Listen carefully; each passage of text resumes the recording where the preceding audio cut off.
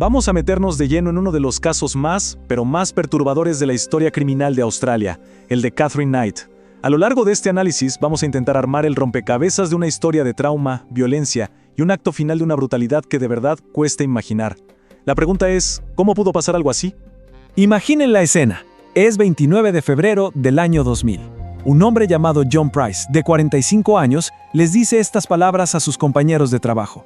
Sonaba casi a broma, pero no lo era.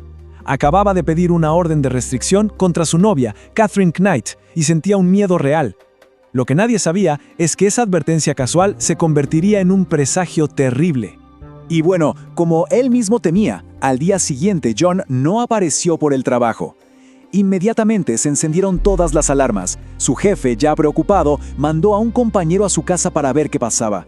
Al mismo tiempo, un vecino notó algo extraño, unas manchas de sangre cerca de la puerta, e hizo la llamada que había que hacer. Llamó a la policía. Lo que la policía encontró ese 1 de marzo en la casa de John Price fue, los propios oficiales, gente acostumbrada a ver de todo, lo describieron como algo sorprendente e inimaginable. Y aquí es donde nos hacemos la pregunta que va a guiar todo esto. ¿Cómo es posible que algo así ocurra? La escena del crimen era metódica, casi ritual. Es que no fue solo un asesinato, fue mucho más.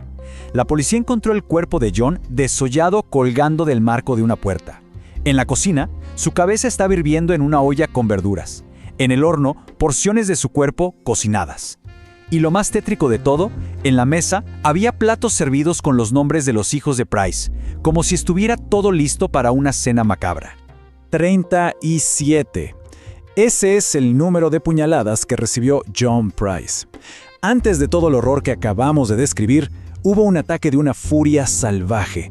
37 veces. Una brutalidad que escapa a la comprensión. Y la pregunta obvia, ¿dónde estaba la persona responsable? Pues no tuvieron que ir muy lejos. La encontraron ahí mismo, en la escena del crimen. Era Katherine Knight. Estaba inconsciente después de tomarse un montón de pastillas en lo que parecía un intento de suicidio. La autora de todo ese horror estaba tirada en el suelo.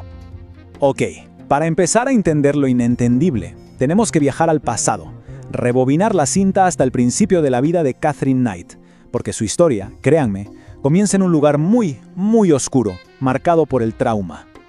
Katherine creció en un ambiente de pesadilla. Su padrastro era alcohólico y extremadamente violento. Sus propios hermanos abusaron de ella. Y su madre, la persona que se supone que debe proteger a una hija, simplemente normalizó la violencia. La dejó completamente sola, sin ninguna red de seguridad. Hay un momento que lo define todo, cuando Katherine por fin se arma de valor y le cuenta a su madre sobre los abusos de sus hermanos. ¿Saben cuál fue la respuesta? Deja de quejarte y aguanta lo que te tocó. Así, tal cual. Esa traición la dejó con una lección terrible sobre cómo funcionaba el mundo. Y claro, todo ese pasado empezó a moldear sus intereses de una forma bastante siniestra. Cuando dejó la escuela, consiguió lo que ella llamaba el trabajo de sus sueños, en un matadero. Se hizo famosa por su habilidad con los cuchillos, y su fascinación llegó a tal punto que su primer juego de cuchillos de carnicero lo colgó sobre su cama. Era lo último que veía antes de dormir y lo primero al despertar. Ahora, sería un error pensar que lo de John Price fue un hecho aislado. Para nada, fue la terrible culminación de un patrón de violencia extrema que fue creciendo y empeorando con cada una de sus relaciones anteriores. Miren este historial porque es alarmante. Con su primer esposo, David Kellett, lo intentó estrangular en la noche de bodas y después le partió el cráneo con una sartén. Cuando él la dejó, ella abandonó a la bebé de ambos en las vías de un tren. Con su siguiente pareja, Dave Saunders, mató a su perrito de 2 meses delante de él solo para amenazarlo, y luego lo apuñaló en el pecho con unas tijeras. Su tercera pareja, John Chillingworth, él se consideró un tipo con suerte por haber salido de ahí con vida. La violencia no paraba, solo escalaba. Y así llegamos a su última relación, la que tuvo con John Price. Aquí fue donde varios detonantes clave hicieron que la violencia llegara a su punto más extremo y finalmente fatal. La escalada final fue increíblemente rápida. En 1998, Price le dice que no a su propuesta de matrimonio.